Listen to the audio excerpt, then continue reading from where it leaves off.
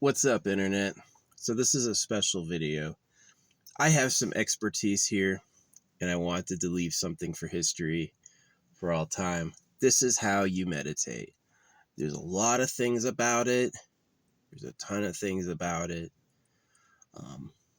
And I've gone through all of them. I know what works and I know what's bullshit. This is the truth, how to meditate. So with meditation, what you're trying to do is you're trying to magnetize the owner of the universe into talking to you and doing things for you. And so it's a lot of begging. It's a lot of nice gestures. It's a lot of clearing your mind of other things. The effective way to do it is to make everything you say and do a method of asking the source to help you out. Slower methods are paying attention to your own being. Slower methods are like talking doesn't really work. The fastest method is you need the source to do it for you. It's the quickest way. And so that's really how to meditate. There's other things you can do once you know how to meditate. The second phase of meditation, and this is universally agreed upon, is you need to do a type of daily practice that's aimed at calling the source of the universe to talk to you until you have an out-of-body experience in a meeting. That's the second thing you need, is that it's not a dream. It's not the facsimile likeness of a conversation. It's actually the real source will pick you up, right? And that's what you really need. You don't need anything else, really. So that's the truth. Yeah. It's possible to live without knowing this. It's also possible to be religious and not know this. There's a lot of people, especially anyone with their face in a religious book, who's absolutely as far from the truth as a hoaxer or a criminal. And so the thing that runs the universe can do miracles for you, like anything. Probably the most obvious and easiest is like a substantial synchronistic meeting. You just happen to run into someone at the right time, right place, and it's like perfect. Other things could be like, of course, clouds, interesting finds in nature. There's all sorts of things that are like meaning from the creator. So yeah, there's been a lot said about meditation and spirituality. I gave you the basics. What you're trying to do is you're trying to get the creator to talk to you. And what you're trying to do is you're trying to get the creator to show itself to you. And it will have tricks to prove it's happened. And after that's happened, the more substantial point is you have an out-of-body experience. You actually have like a type of unitive experience that goes to such a degree that you start fucking tripping. And you're gonna experience, like, you'll be able to see it happening. You'll be able to witness this change and these experiences. And it could feel really good. It could also feel horrible. I don't get the feeling horrible so much, but I've had people give me that feedback and I believe it. And definitely, like, because of free will, it doesn't really tell you what to do. And also because of free will, it won't really stop you from being wrong. Yeah. So you have to be like, it's better to replace your ordinary daily activities with things centered around divine contact with the real source. You know, you don't have to use a faith system, you can say, with the real source, the beginning of beginnings, with the maintainer of the universe, with the true authority over all. You could say it like that. And just keep asking for it. Don't do anything else. It could take an hour, or it could take 10 years, or it could never happen. You should really do it like, it's called the forever sit. Sometimes you're doing something with an intent for when you're going to stop. But this type of thing is you're going to sit down and try to do it, and you're not going to have a plan of when to quit. You're just basically going to go until you're successful. So, and then that's enlightenment. The I guess you could say it's revelation to know the presence of the creator, and the enlightenment is when you have your full out of body experience and you have the merger experience. That's the end. So I have done a lot of remedial spiritual work to try to save kids from problems. You eat cows, you eat fish. Clearly the creator has not. There's two thinkings on that. One is the creator gave us the animals to eat, which I don't agree with. And the other thinking is that the creator hasn't stopped us from being barbarians. And so if the creator hasn't stopped us from being barbarians, then you can lie, right? You can lie about Jesus. You can lie about all sorts of stuff to do whatever you want. So this is meant to like save you a ton of pain. It will. My method will save you a lot of pain and suffering. Put all the religious books down. Furnish your own method of asking. And you want to talk to the source, the beginning, the maintainer, the end. You want to get that thing's attention. And you want it to influence your life. And that will bring a lot. That'll bring a lot. It can be said that you'll never find true love until you do that. It can be said that there's people who don't need to know how to do that. They already do that. But I always recommend that pay attention to your problems. Did you stub your toe? Did you cut your finger? Did, you get circumcised? Did you get in a car accident? Whatever it is. That's the truth of this place.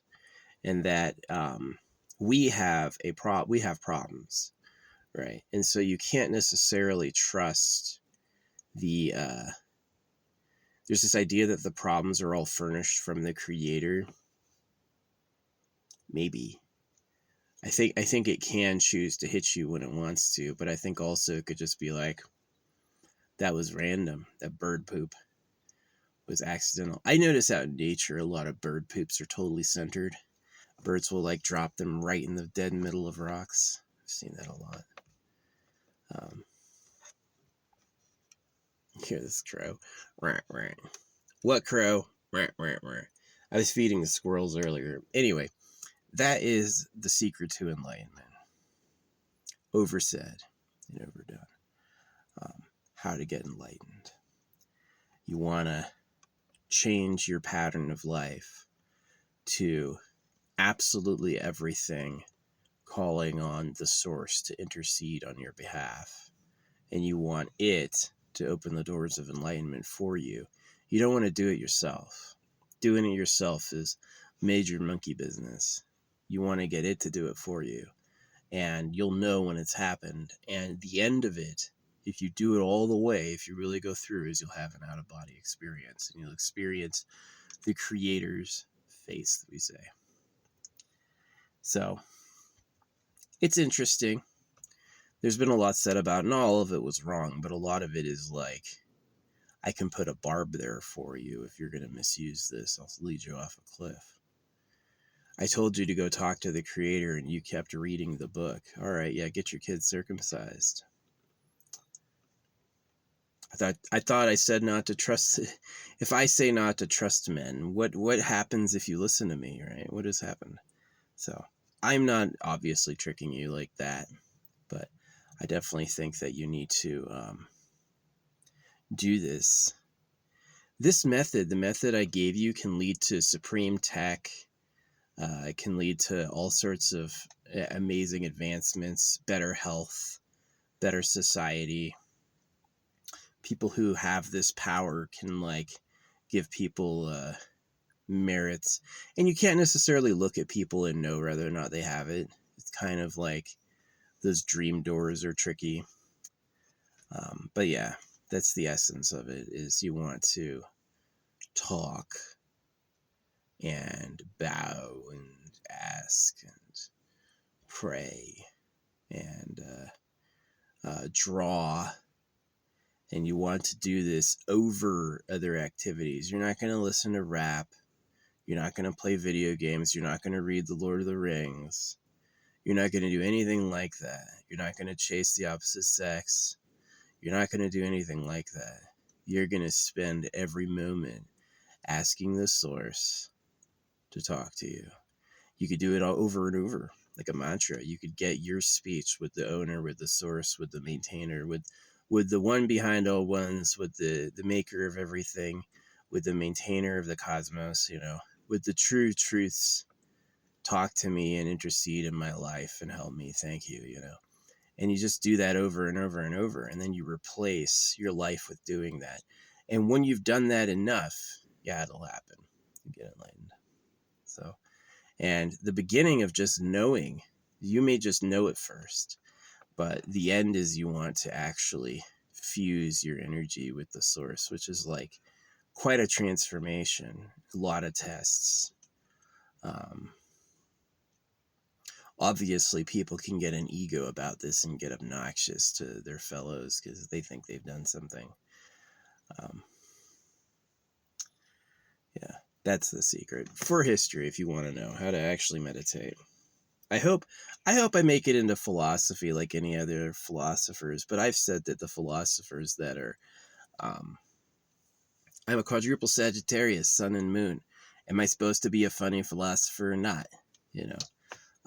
I've said that a lot of the philosophers that have made it into the halls of fame were more or less put there by people who chose them. Is that it was like, this message is convenient, and so we're going to make this famous. And it's not really about like grand merit. It's not really about like I said, you eat fish, you enslave people, the bad things can happen. If a bad thing can happen, can you be in a total lie and ignorance for a long period of time? So that circumcision is a huge nightmare, and it's kind of just it mirrors slavery and the eating of animals, is that you can brutalize bodies. I had a teacher who said you can't say that. She said, no comparing anything to slavery. Why? It's exactly like slavery. You have to do this thing or else. That's slavery. So yeah. I think if the creator wanted to talk, like I said, I've done this before, and I've done this for a long time. I've never had the creator tell me what to do.